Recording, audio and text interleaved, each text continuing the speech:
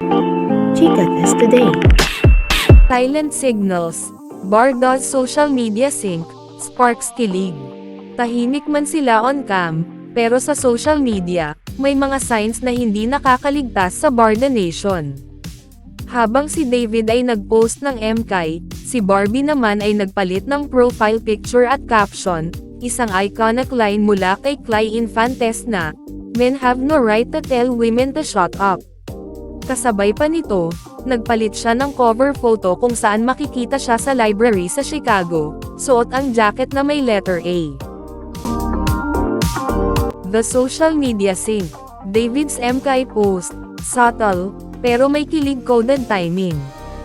Barbie's profile update, strong, iconic line na may empowerment energy. Cover photo in Chicago, jacket na may letter A, decode mode agad ang fans. Fans, reaction. Kilig alert, sabay sila mag-update, coincidence ba o resibo?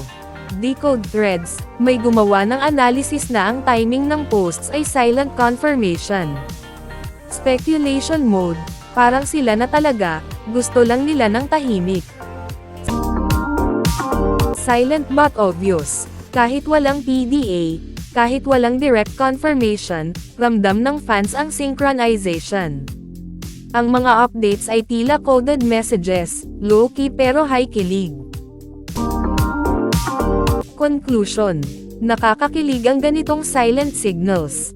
Sa bawat profile update, sa bawat caption, sa bawat post, mas lalong tumitibay ang Barda resibo. Hindi na kailangan ng loud announcement.